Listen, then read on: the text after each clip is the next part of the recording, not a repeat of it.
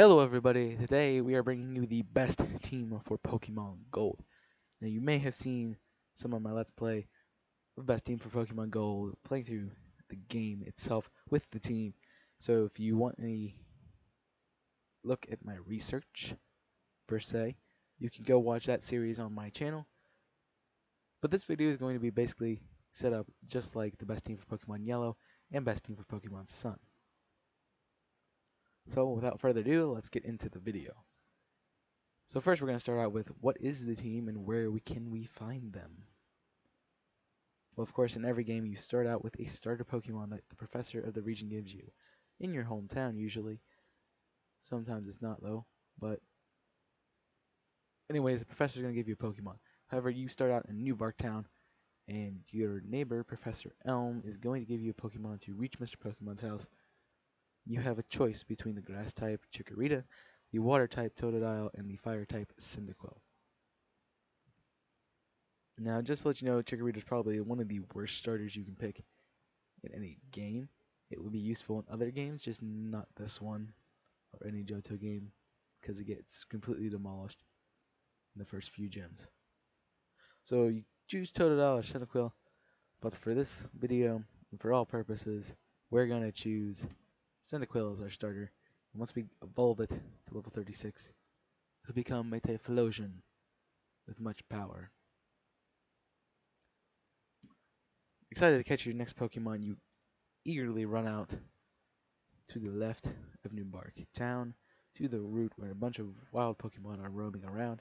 You find this cute little bird Pokemon, Pidgey, and you add it to your team to make a powerhouse flying type later in the game, which will be a Pidgeot.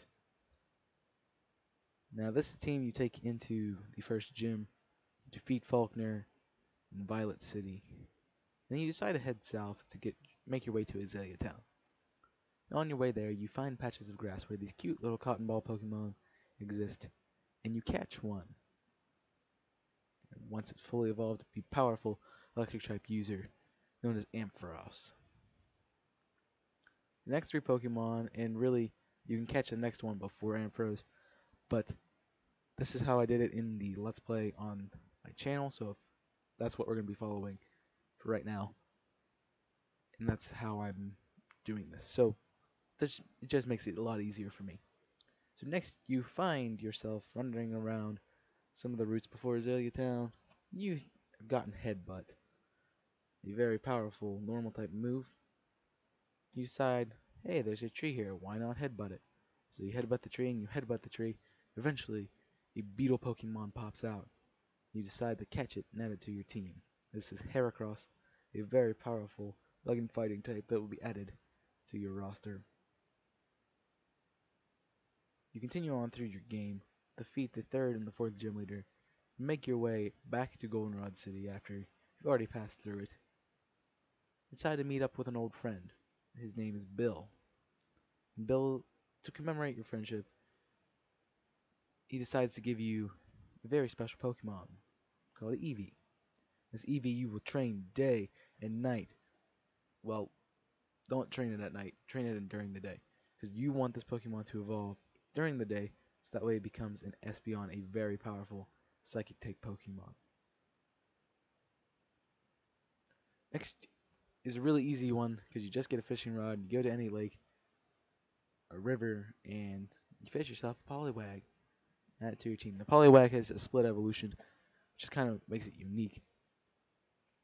But you can choose to evolve it into a Poliwrath with a Water Stone, or trade it to a friend with a King's Rock and it'll evolve into a Politoed.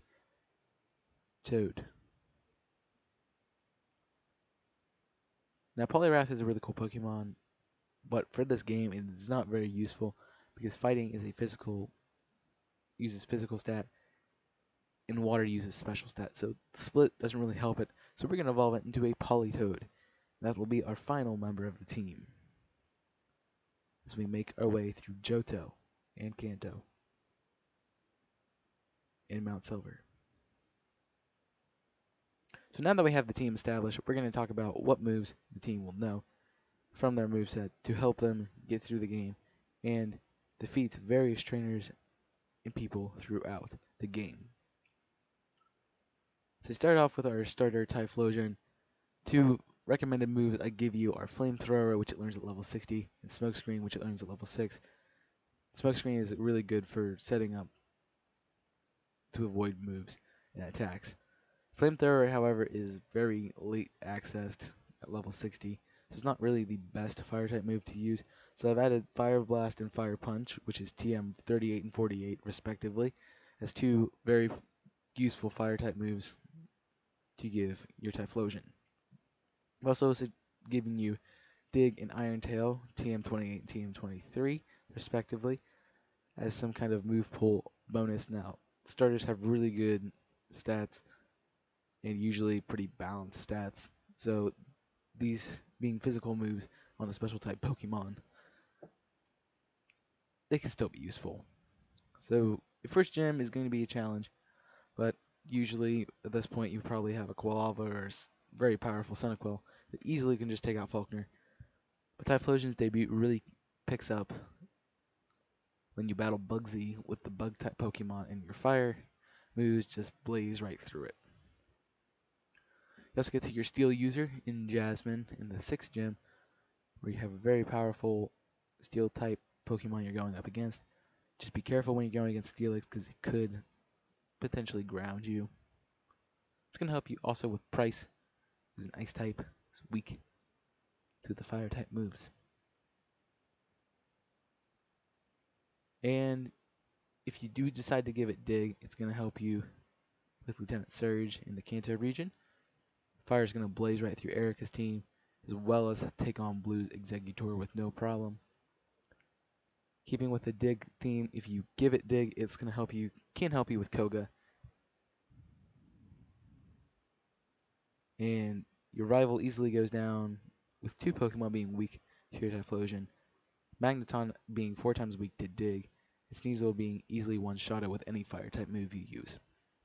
If you do keep it with a Dig or an Earthquake, you can go battle Red, and his Pikachu will be no problem for your ground type moves, and you can easily take out his Venusaur with some fire.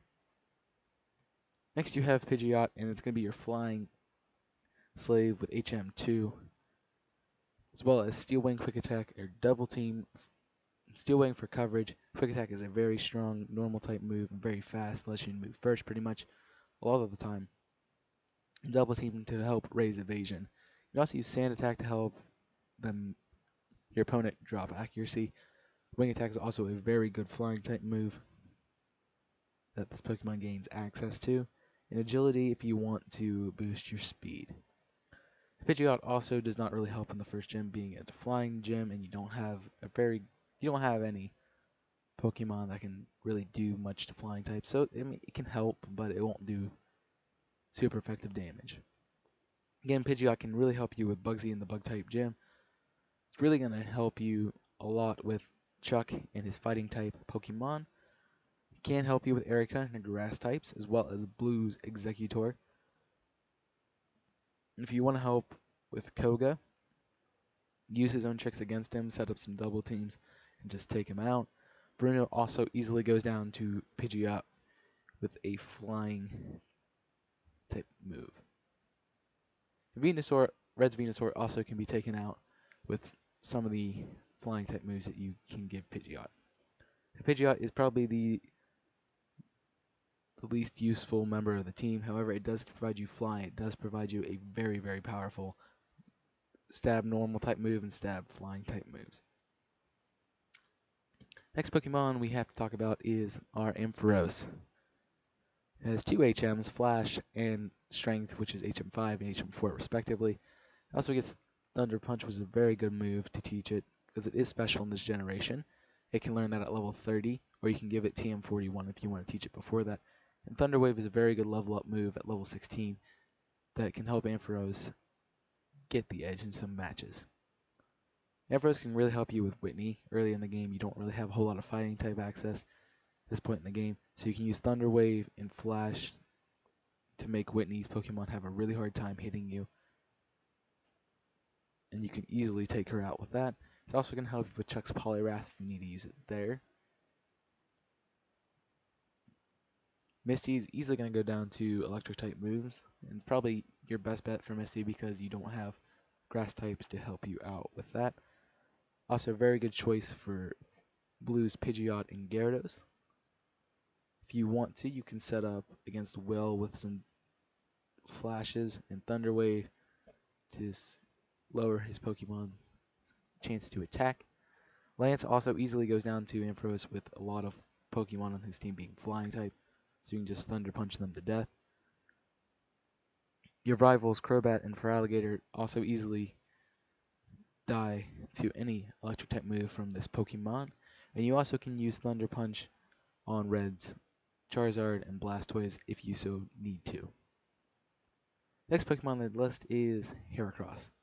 And Heracross has a moveset of Mega Horn, which it learns at level 54, Cut, which is HM1, Rock Smash, which is really not an HM but really should be, but it's classified as TM8, and Earthquake, which is TM26. Now, if you do not want to wait till level 54 to get a good bug type move, you can give Heracross Fury Cutter, which gains power with every successive hit, which can be pretty useful. It's going to help you with Whitney if you do give it a rock type move. Not if you do give it a fighting type move at that point in the game. If you do, once you teach it Rock Smash, it'll easily help you out with Jasmine's team and Price's team. And Brock is easily going to go down to a Rock Smash or an Earthquake because he has Rock and Ground type. With Earthquake, you can easily help with a Lieutenant Surge. but Grass types are no problem to take out with a Bug type move. Sabrina, you can use Bug type moves on it. However, Psychic types do affect Heracross pretty powerfully, so that might not be the best option. You can also use Bug type moves on Blue's Exeggutor to take it out. Will is the same thing as Sabrina. Psychic type user, Bug type moves will help you, but it can also get defeated by Psychic type moves. Your Fighting type move will really help out with your Dark type challenge in the Elite Four. And you can use Earthquake or a Rock Smash on your rivals, Magneton. And I definitely suggest using Rock Smash on its Sneasel, because it's 4 times effective. And Heracross's Bug type moves can help you out with Red's Venusaur, and very powerful Rock Smash, once you get some defense drops, is going to help you out with taking out Red's Snorlax. Now we have Espeon. Espeon, a really powerhouse of this team. Mine was a lot more powerful because I used a lot of special attack boost, but Psychic's always a good move to give it. Learns at level 47, as well as it can be taught by TM29. Bite is also a very good move, so make sure you don't evolve your Eevee until level 30. Now this can be a problem with some of the gyms, but if you really grind your Eevee up, it can learn Bite really fast. Stab Cannon is also a fun move to give Espeon because it is a stab. It is not stab. It is a special attack that can paralyze opponents if you don't want to use the Toxic set, which is another TM I suggest teaching your Espeon. If you just want to be cheeky and lower accuracy, you can also just leave it with Sand Attack, which it learns at level 8. Now, your Espeon really doesn't come into handy right away.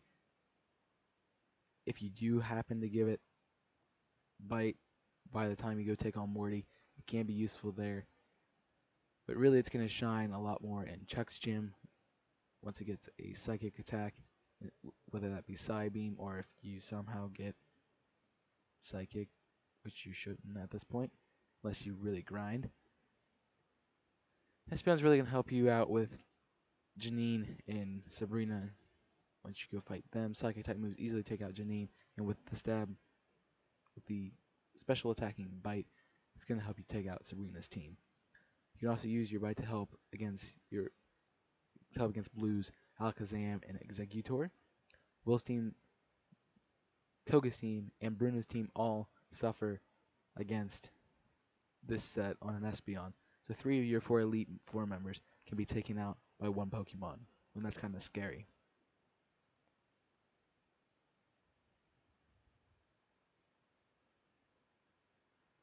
You can also use Espeon to help take out your rival's Gengar Crobat and Alakazam. It also can be used on Erica's Vileplume, if you so choose. And Espeon is a good option against Red's Venusaur as well. Finally, we get to Politoed, and Politoed is an HM slave in this generation pretty much, having 3 HMs in its move slot, being Surf, Whirlpool, and Waterfall at HM3, HM6, and HM7 respectively. We also give it Ice Punch, which is TM33, to help deal with some of the Dragon types and other Pokemon in the game that you might not have answers for.